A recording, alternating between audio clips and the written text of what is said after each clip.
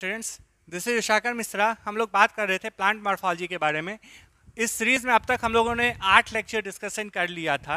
Last lecture जो lecture number 8 था उसमें हम लोगों ने डिस्कस किया था फ्रूट्स के वेरियस टाइप्स के बारे में, फ्रूट्स के बारे में।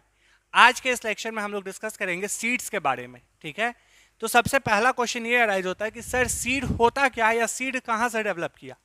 तो याद होगा कि लास्ट लेक्चर में भी हम लोगों ने ये डिस्कशन में कहा था कि ओवरी जो है ये मैच्योर फ्रूट को डेवलप करता है, जबकि ओव्यूल जो है ये मैच्योर सीड को डेवलप करता है। यानी यहाँ पे हम लोग कह सकते हैं seed is develop from ripened ovule.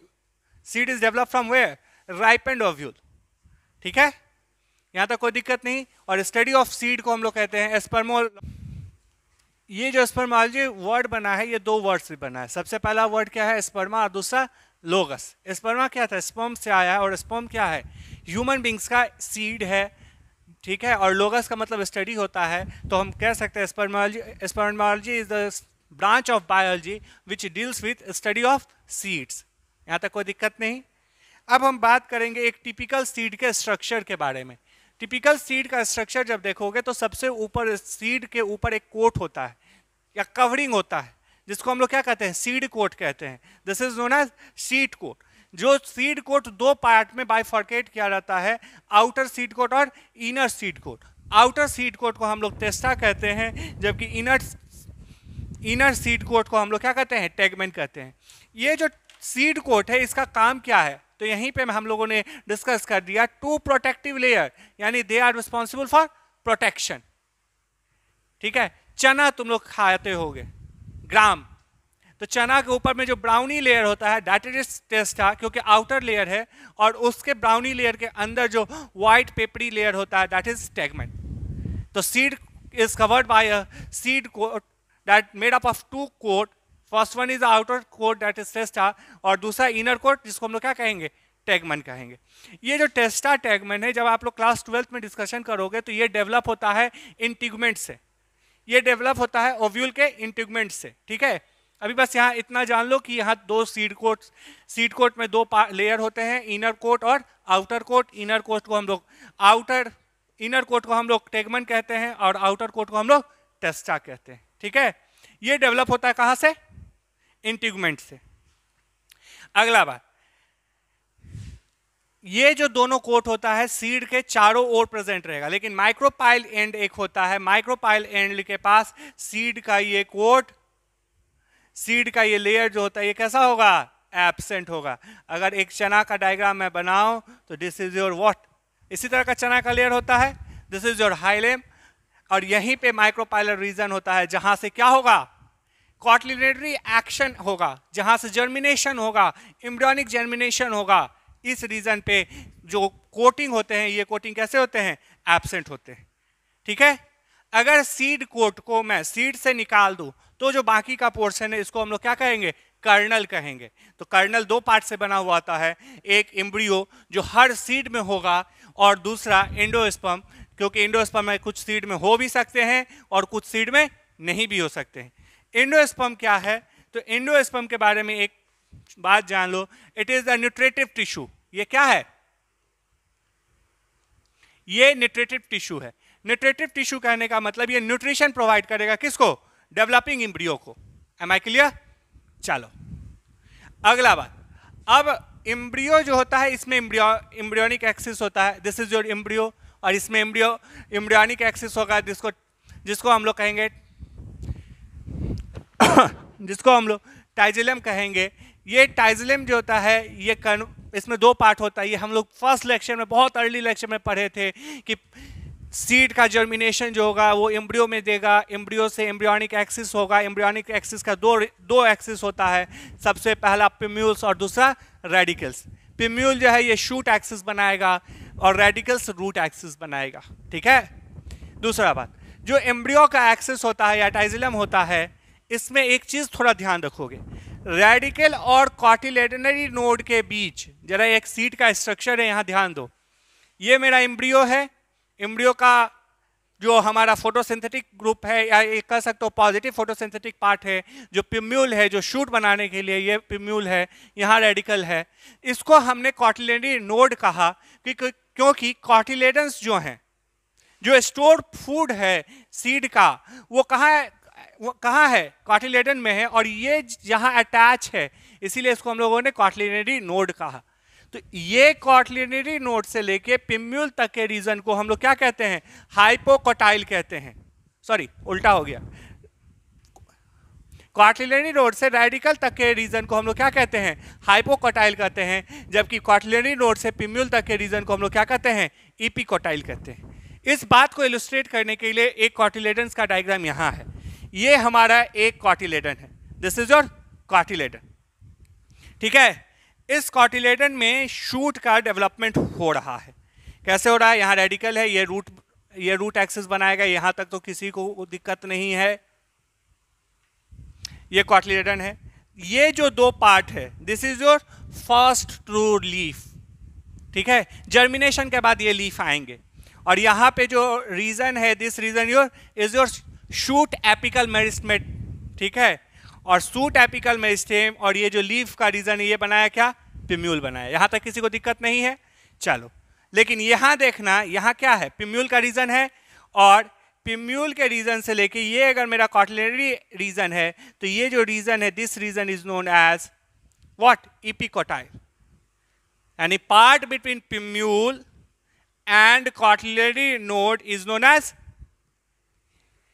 Epicotyl, और रेडिकल और कॉटिलिनरी नोड के बीच का रीजन ये है, this region is known as hypocotyl.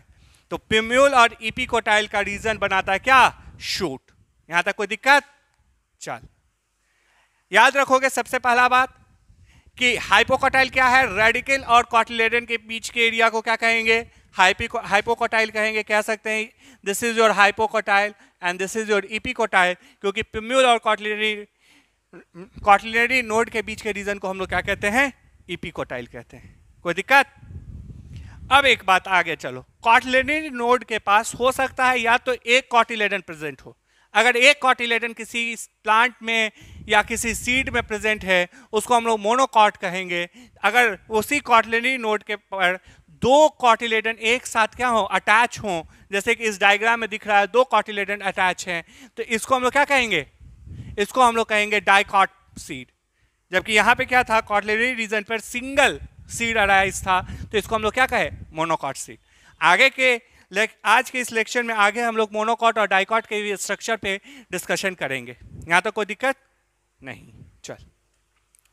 एक स्पेशल नोट्स ये है कि मोनोकॉट सीड में, डाइकॉट में नहीं, सिर्फ मोनोकॉट सीड के ऊपर एक रेडिकल के ऊपर एक मेम्ब्रेनस लेयर होता है। यानी कि ये रेडिकल है, इसके ऊपर एक क्या होगा, मेम्ब्रेनस लेयर होगा। This layer is known as coleorhiza. ये इस रेडिकल को क्या करेगा, प्रोटेक्शन प्रोवाइड करेगा। और पिम्यूल के ऊपर भी एक मेम्ब्रेनस लेयर होता है, जिस लेयर को हम लोग क्या कहते हैं, क्लोप्टाइल कहते हैं। ये सारे टर्म आते हैं एग्जाम में, क्लोराइजा क्या है, क्लोप्टाइल क्या है, तो वर्ड से पकड़ लेना बच्चे लोग। क्लोराइजा, राइजा वर्ड आया है राइजोइड से, और राइजोइड क्या है, प्रिमिटिव रूट है, यानी रूट के ऊपर के कवरिंग को हम लोग क्या कहते हैं, क्लोराइजा कहते हैं। जबकि क्लोप्टिल्स किसको कहते हैं, क्लोप्टाइल्स किसको कहते हैं, ये क्लोप्टाइल्स, पी जो वर्ड है ये आया है पिम्यूल से, यानी पिम्यूल्स के ऊपर के कवरिंग क्या होंगे, क्लोप्टाइल्स कहेंगे। तो ये याद रखने के तरीका है। उसी तरह यहाँ हाइपोकोटाइल इपिकोटाइल रीजन में आ जाता है डिफरेंस लिखने के लिए बोर्ड्स के एग्जाम में। ईपी मतलब ऊपर, ऊपर क्या होता है, पिम्यूल, यानी पिम्यूल और कॉटिलिनरी नोड के बीच के रीजन को हम लोग क्या कहेंगे, इपिकोटाइल कहेंगे। जबकि रेडिकल और कॉटिलिनरी नोड के बीच के रीजन को हम लोग क्या कहेंगे, हाइपोकोटाइल कहेंगे। कोई दिक्कत है स्ट्रक्चर में नहीं, चलो आगे बढ़ते हैं। अब यहाँ पे हम लोगों ने बात किया था कि इंडोस्पर्म हो भी सकता और नहीं भी हो सकता है सीड में।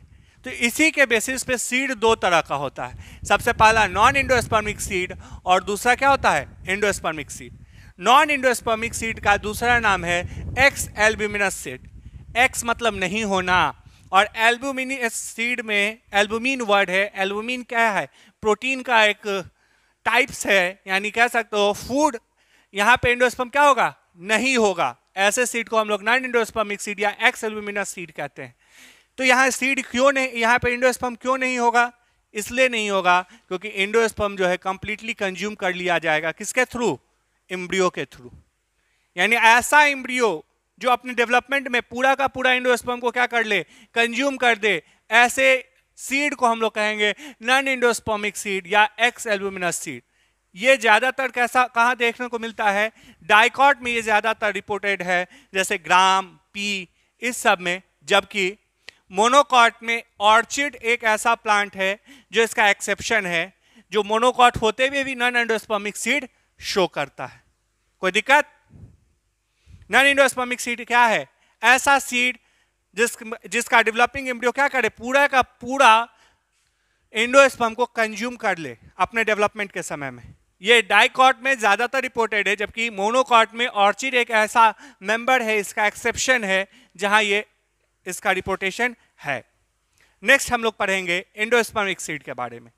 एंडोस्पर्मिक सीड वैसे सीड्स को कहेंगे जहां डेवलपिंग एम्ब्रियो जो है कंप्लीटली एंडोस्पर्म को कंज्यूम ना कर पाए, यानी कह सकते हैं कि एंडोस्पर्म का कुछ पार्ट उस सीड में रह जाता है। ऐसे एम्ब्रियो को हम लोग कहते हैं एंडोस्पर्मिक सीड या एल्ब्यूमिनस सीड। ये ज्यादातर मोनोकॉट में देखने को मिलता है, लेकिन डाइकॉट में कास्टर बीन है, उसका ये एकमात्र एक्सेप्शन है। ठीक है, हाँ, तो अब हम लोग देखेंगे पेरिस्पर्मिक सीड के बारे में। ठीक है, पेरिस्पर्मिक सीड के बारे में देखो क्या होता है कि पेरिस्पर्मिक सीड के बारे में जानने से पहले एक बार ओव्यूल का structure on a short notes हम लोग एक बार देख लेते हैं, क्योंकि यहाँ पे एक टर्म आएगा न्यूसेलस। इस टर्म से शायद तुम लोग वाकिफ ना हो। फॉर दैट रीजन हम यहाँ एक ओव्यूल का स्ट्रक्चर बनाते हैं, इसको देखना। This is your embryo sac, जहाँ पे एम्ब्रियो का डेवलपमेंट होगा। ठीक है,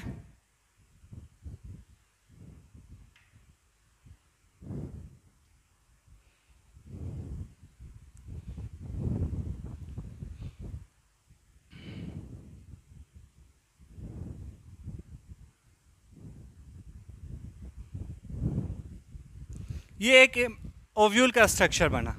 देखो यहाँ पे दो इंट्यूगमेंट है, एक दो, this is your known as integument. यही इंट्यूगमेंट से लास्ट में आगे चल के क्या बनेगा, सीड कोट। और इसके बाद जो ये एक लेयर है, this is your nucellus.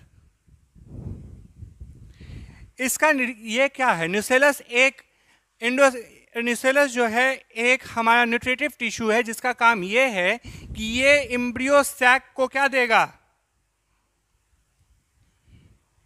Nutrition देगा।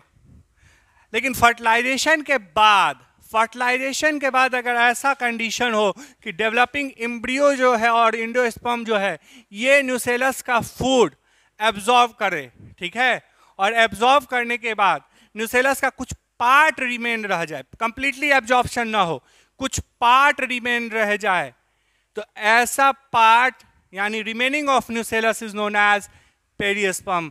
और जिस सीड में पेरिस्पर्म होगा उस सीड को हम लोग पेरिस्पर्मिक सीड कहेंगे, जैसे कि ब्लैक पेपर में हम लोगों को देखने को मिलता है। ठीक है, यानी कि ये जो न्यूसेलस है, जो न्यूट्रिटिव टिश्यू है, किसके लिए, एम्ब्रियो सैक के लिए। अगर एम्ब्रियो सैक इसका कंप्लीट कंजम्पशन ना करके वहाँ पे कुछ पार्ट रिमेनिंग कर दे, छोड़ दे, तो उस रिमेनिंग पोर्शन को हम लोग पेरिस्पर्म कहते हैं। और वैसा सीड जिसमें ये पार्ट हो या ये पोर्शन हो, उस सीड को हम लोग पेरिस्पर्मिक सीड कहते हैं, जैसे कि ब्लैक पेपर में देखने को मिलता है। अब हम लोग बात करेंगे, डिस्कशन करेंगे डाइकॉट सीड के स्ट्रक्चर के बाद। इसके बाद हम लोग बात करेंगे मोनोकॉट सीड के स्ट्रक्चर के बारे में। तो डाइकॉट सीड के स्ट्रक्चर के बारे में बात करोगे तो सबसे पहला बात क्या होता है, सीड के ऊपर सीड कोट होगा। तो हाँ सर, डाइकॉट सीड में भी सीड कोट होगा। जो सीड कोट बना हुआ होगा 2 लेयर से, वही पुरानी बात टेस्टा और टैगमेंट से। और ये टेस्टा टैगमेंट डेवलप कहाँ से हुए, हमारे इंट्यूगमेंट से डेवलप हुए। यानी ये जो ग्राम का एक सीड का स्ट्रक्चर है, तो ये जो ऊपर का ब्राउनी लेयर होता है, दैट इज जो ग्राम का जो ब्राउनी लेयर ऊपर का होता है, दैट इज सीड कोट, जिसका काम क्या था, प्रोटेक्शन देना काम था। नेक्स्ट पॉइंट, अब एक पोर्शन यहां पे दिखता है, this is known as hilum.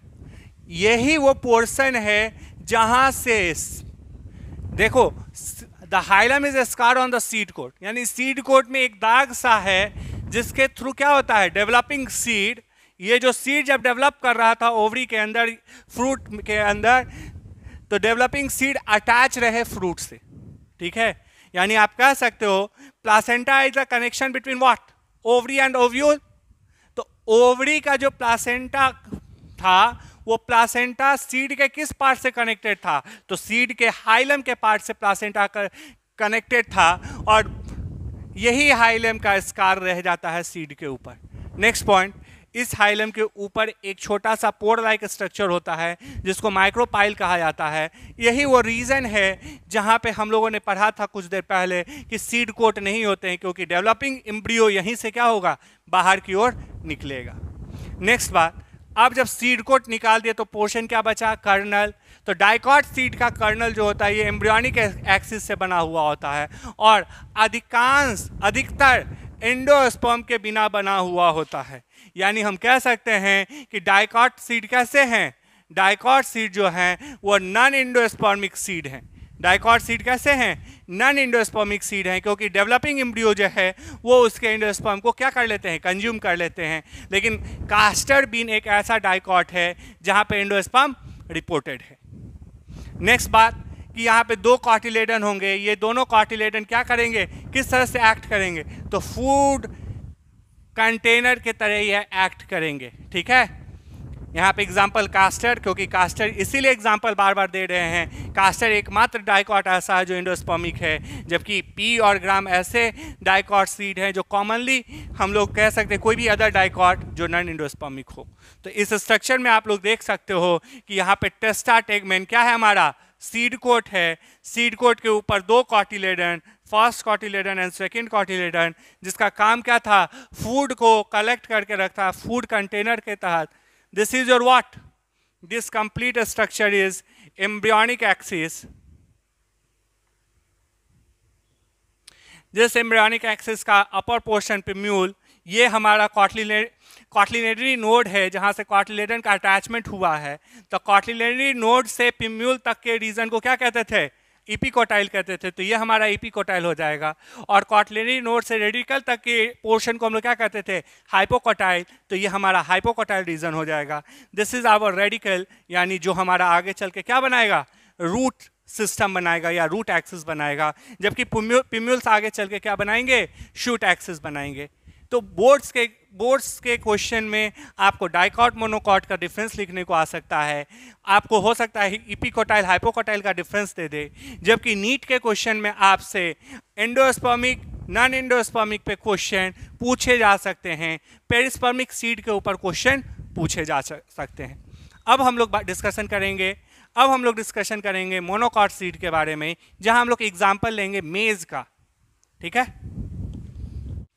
तो अब तक हम लोग डाइकॉट सीड के बारे में देख चुके हैं। अब हम लोग डिस्कशन करेंगे मोनोकॉट सीड के बारे में। देखो, मोनोकॉट सीड के बारे में डिस्कशन करें या एंडोस्पर्मिक सीड के बारे में डिस्कशन करें, बात एक ही है। बस एक ही मोनोकॉट ऐसा है जो उछल फांद के चला गया कहाँ, नॉन एंडोस्पर्मिक बनने, वो है ऑर्चिड। तो पहला लाइन वही है, they are endospermic seed except orchid. वहां क्या एक्सेप्शन था डाइकॉट में, कास्टर। दूसरी बात, जब आप सीरियल्स का सीड देखोगे, जैसे यहाँ के एक डायग्राम में मेज का एलएस बनाया है, यहाँ पे देखो क्या है, the seed of serial like मेज व्हीट। यहाँ पे क्या होता है, सीड कोट पेपड़ी होता है। पेपड़ी सीड कोट होने के कहने का मतलब है कि आप यहाँ डिफ्रेंशिएट नहीं कर सकते हो कि टेस्टा कौन सा है, टेगमेन कौन सा है। और ये फ्यूज कहाँ से होता है, फ्रूट वॉल से। This is your testa, this is your pericarp and not testa, that is seed coat. ठीक है, ये फ्यूज हुआ। उसके बाद सीड के रीजन में सबसे बड़ा और बल्कि रीजन क्या है, एंडोस्पर्म है। इसीलिए ये एंडोस्पर्मिक सीड है, क्योंकि इसका डेवलपमेंट के समय में ये एंडोस्पर्म कंप्लीटली कंज्यूम नहीं हुआ था। दैट इज एंडोस्पर्म, ये सबसे बल्कि, और यही रीजन है फूड स्टोरेज का। तो ये रीजन जब बड़ा हो जाएगा तो मेरे बच्चे लोग एक चीज जानो कि जो कॉटिलेडन का रीजन है, जैसे वन कॉटिलेडन को यहाँ पे स्कूटेलम कहते हैं, ये कॉटिलेडन जो होंगे वो कैसे होंगे, छोटे होंगे, स्मॉल होंगे, और कहाँ, एक कोना में सिचुएटेड होगा। ये पूरे सीड में एक कोना में एम्ब्रियोनिक एक्सिस सिचुएटेड है। ठीक है, अगली बात, यहाँ पे स्टाइल का रिमेनिंग रहेगा जिसको हम लोग पेपिला कहेंगे। सबसे मेन और इंपॉर्टेंट फंक्शन, सबसे मेन और इंपॉर्टेंट पॉइंट, एलुरोन का एक लेयर मोनोकॉट के सीड में प्रेजेंट रहेगा और ये एलुरोन का लेयर बना होता है प्रोटीन का। इसीलिए इस एंडोस्पर्मिक सीड को हम लोग क्या और कह सकते हैं, एल्ब्यूमिनस सीड कह सकते हैं, क्योंकि एल्ब्यूमिन का मतलब होता है प्रोटीन और यहाँ पे प्रोटीन का एक लेयर एलुरोन लेयर के तहत के रूप में प्रेजेंट होता है। स्कूटेलम क्या है, सिंगल कॉटिलेडन। क्या है, सिंगल कॉटिलेडन। आप जानते हो कि मोनोकॉट में प्लूम्यूल्स के ऊपर के एक और कवरिंग होती है जिसको क्लिप्टाइल्स कहते हैं। This is your coleoptiles. इसके बाद एम्ब्रियोनिक लीफ, प्लूम्यूल्स हमारे शूट के लिए रिस्पॉन्सिबल होंगे। This is your complete embryonic axis. इसके बाद रेडिकल, ये रेडिकल हमारे रूट एक्सिस के लिए रिस्पॉन्सिबल होंगे, जिसके ऊपर के एक कवरिंग रूट कैप होगा और उसके ऊपर भी एक कवरिंग होता है जो हम लोग पढ़े हैं, क्लोराइजा कहते हैं। This is your coleorhiza. तो आप एक चीज देखें कि मोनोकॉट और डाइकॉट के सीड में क्या क्या डिफरेंस है। मोनोकॉट का सीड जो होगा वो 1 कॉटिलेडन होगा, डाइकॉट का सीड 2 कॉटिलेडन होगा। डाइकॉट के सीड में एंडोस्पर्म का प्रेजेंस बहुत ज्यादा या नहीं ही होगा, जबकि मोनोकॉट के सीड में एंडोस्पर्म कैसे होंगे, बल्की होंगे और लार्ज होंगे।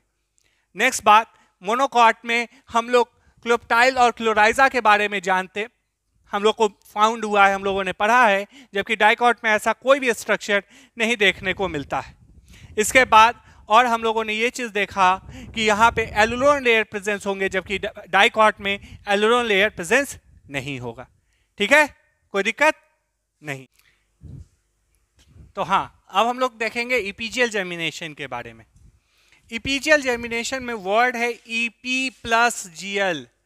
जीएल का मतलब होता है ग्राउंड। अगर ग्राउंड के ऊपर, देखो ये सॉइल है, दिस इज योर सॉइल, अगर ग्राउंड के ऊपर कॉटिलेडन आ जाए जर्मिनेशन के समय में और इसके बाद फॉलिएज लीफ को दे, जर्मिनेट करे, तो ऐसे जर्मिनेशन को हम लोग क्या कहेंगे, इपीजियल जर्मिनेशन। ईपी मतलब ऊपर, अगर सॉइल के ऊपर कॉटिलेडन आ जाए तो ऐसे जर्मिनेशन को हम लोग इपीजियल कहेंगे। तो सर एक क्वेश्चन बनता है कि सर जी ऐसा क्या रीजन है कि इपीजियल जर्मिनेशन काउज होता है।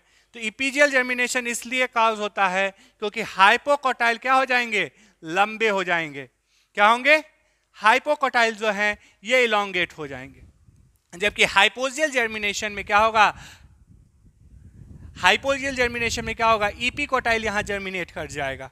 ठीक है, ये चीज याद रखना, यहाँ इपीजियल जर्मिनेशन है तो यहाँ इपीकोटाइल नहीं इलोंगेट करेगा, यहाँ हाइपोकोटाइल इलोंगेट करेगा, जबकि हाइपोजियल जर्मिनेशन में इपीकोटाइल क्या कर जाएंगे, इलोंगेट करेंगे। और जब इपीकोटाइल इलोंगेट किए तो हम लोग पढ़े थे इपीकोटाइल क्या था, कॉटलिनरी नोड और रेडिकल के बीच की दूरी थी।